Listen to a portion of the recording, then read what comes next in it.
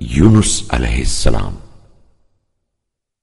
ایک زمانے کا ذکر ہے کہ شہر نینوا میں ایک قوم رہتی تھی کہ جس کو آستوری کہتے تھے۔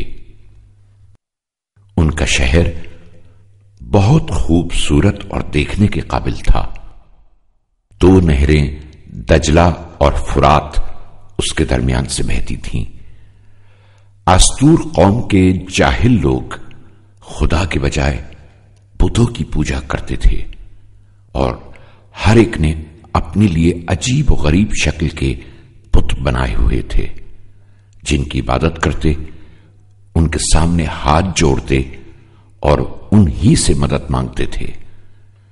یہ لوگ خدا سے دوری اور پیغمبر کے احکامات پر عمل نہ کرنے کی وجہ سے بہت سے برے کاموں میں مبتلا تھے۔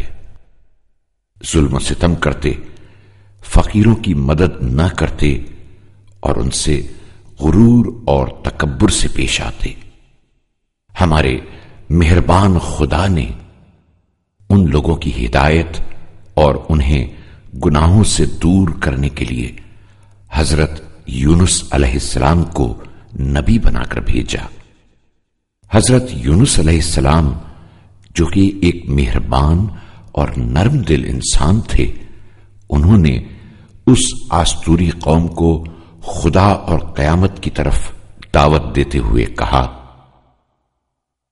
اے لوگو، خدا ظالم اور گناہگار قوم کو پسند نہیں کرتا۔ تم سب اپنے گناہوں سے توبہ کرو اور بت پرستی چھوڑ دو۔ لیکن ان لوگوں نے حضرت یونس علیہ السلام کی نصیحت کو نہ صرف یہ کہ مانا نہیں بلکہ ان کا مذاق بھی اڑایا، یہاں تک کہ حضرت یونس علیہ السلام ان کو سمجھا کے تھک گئے اور ان سے کہا، اگر تم نے اپنے آپ کو نہیں بدلا اور گناہ کرتے رہے تو یاد رکھو کہ خدا کا سخت عذاب تم پر نازل ہوگا۔ جب لوگوں نے حضرت یونس علیہ السلام کی نصیحت کو نہ مانا اور آپ کا اور مذاق اڑایا تو آپ نے غم و غصے کی حالت میں شہر چھوڑ دیا اور ساحل سمندر کی جانب چلے گئے، کیونکہ وہ جانتے تھے کہ خدا کی اس نافرمانی کا عذاب ان قریب ان پر نازل ہوگا۔ جیسے ہی حضرت یونس علیہ السلام نے شہر چھوڑا، آسمان پر سیاہ بادل چھانے لگے اور خدا کا عذاب آستور قوم کی جانب بڑھنے لگا۔ لوگ خوف اور وحشت کے عالم میں ایک دوسرے کو دیکھ رہے تھے اور پیغمبر خدا کی باتوں پر عمل نہ کرنے پر سخت نادم تھے۔ لوگ گھروں سے باہر نکل پڑے اور پورا شہر شور کی آوازوں سے گونج اٹھا۔ سب نے خدا سے توبہ کی اور حضرت یونس علیہ السلام کی نبوت اور روز قیامت پر ایمان لے آئے اور بتوں کو توڑ دیا اور صرف خدا کی عبادت کا عہد کیا۔ خدا نے ان کی توبہ قبول کر لی اور عذاب کو ان پر سے اٹھا لیا۔ حضرت یونس علیہ السلام شہر کے لوگوں پر عذاب کے نزول اور توبہ سے بے خبر ساحل پر ٹہل رہے تھے کہ آپ نے دیکھا کہ ایک بڑی کشتی سفر پر روانہ ہونے والی ہے۔ آپ بھی اس کشتی پر سوار ہو گئے۔ ابھی کشتی نے تھوڑا سا ہی فاصلہ طے کیا ہوگا کہ دریا میں زبردست طغیانی پیدا ہو گئی اور ایک بہت بڑی مچھلی نے کشتی پر حملہ کر دیا۔ کشتی میں سوار لوگ خوف زدہ ہو گئے۔ کسی نے کہا، کسی ایک آدمی کو دریا میں پھینک دو، شاید اس کی وجہ سے مچھلی ہمارا راستہ چھوڑ دے۔ لیکن کوئی بھی اس بات پر تیار نہیں تھا کہ اس کو اٹھا کر دریا میں پھینک دیا جائے۔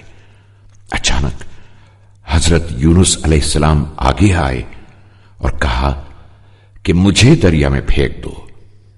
پہلے تو لوگ نہیں مانے، لیکن جب آپ نے بہت زیادہ اصرار کیا تو کشتی میں سوار لوگوں نے آپ کو دریا میں پھینک دیا۔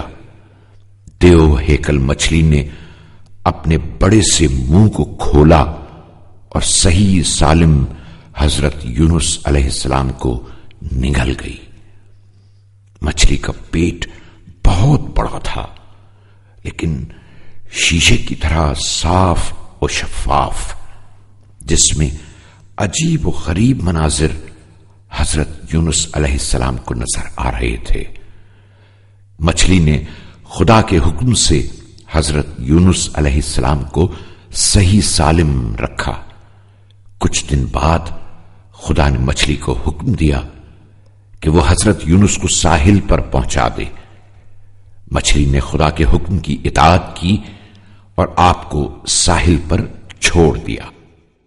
آپ کو بہت بھوک لگتی تھی۔ جیسے ہی آپ نے پلٹ کر دیکھا تو ایک کدو کا درخت نظر آیا۔ آپ نے اس کدو سے اپنی بھوک ختم کی اور آرام کیا۔ خدا نے حضرت یونس علیہ السلام کو حکم دیا کہ اپنی قوم کی طرف چلے جائیں۔ حضرت یونس علیہ السلام خوشی خوشی شہر کی طرف چل دیے۔ شہر کے لوگوں نے کشتی کے مسافروں سے حضرت یونس علیہ السلام کو دریا میں پھینکے جانے کا قصہ سنا تھا، اس لیے وہ حضرت یونس علیہ السلام کا سوگ منا رہے تھے۔